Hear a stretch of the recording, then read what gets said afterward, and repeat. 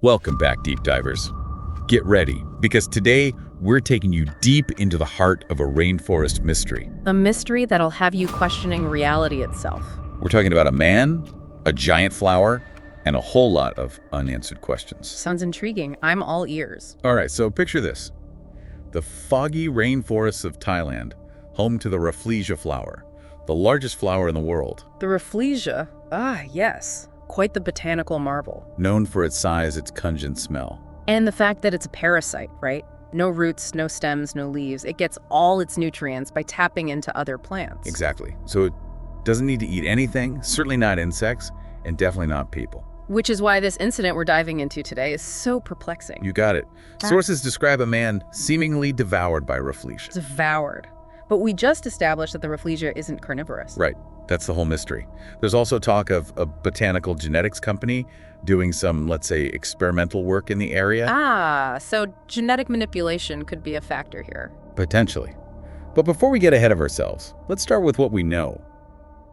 Our main source describes an explorer and his companion venturing into a remote, mountainous region of Thailand. Classic adventure setup. What could go wrong? Well, they ended up going missing. A search party found them unconscious a while later. Unconscious. That's already concerning. Any clues as to what happened? This is where it gets interesting. Their backpacks were full of wild berries and mushrooms. Interesting indeed. Could be just a foraging mishap. Not quite. Toxicology reports revealed these plants induce some intense side effects. Side effects, such as? Nausea, drowsiness, Yeah. and incredibly strong hallucinations. Hallucinations, huh? That changes things. What kind of hallucinations are we talking about? The reports specifically mentioned feelings of helplessness, doom. Not exactly a walk in the park. I see where you're going with this. So you're suggesting the explorer's terrifying encounter with the Rafflesia. Might have been all in his head. A hallucination brought on by those plants he ingested. It's a plausible explanation. The human mind, especially under the influence of certain substances, can conjure up some truly vivid and often disturbing experiences. Especially with that added layer of the foggy rainforest environment, right? Adding to the disorientation and warped perceptions. Absolutely. It all starts to make sense now. The setting, the hallucinations.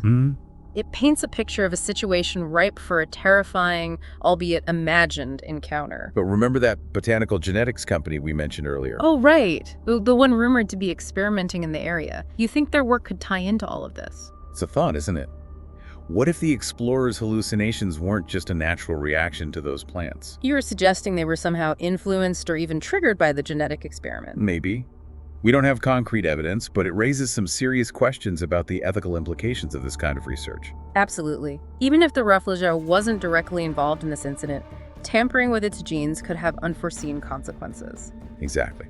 The Rafflesia already has a delicate balance with its host plants and the Southeast Asian ecosystem. Who knows what could happen if that balance is disrupted? So, deep divers, what started as a potential monster flower attack might actually be a case of a mind gone wild. A reminder of how powerful and sometimes deceptive our own perceptions can be. But that doesn't mean we should dismiss the potential role of genetic manipulation in this whole affair. We're left with more questions than answers. What happens when we blur the lines between the natural and the engineered? And could those blurred lines have somehow seeped into the explorer's reality, shaping his terrifying experience? Something to ponder, deep divers.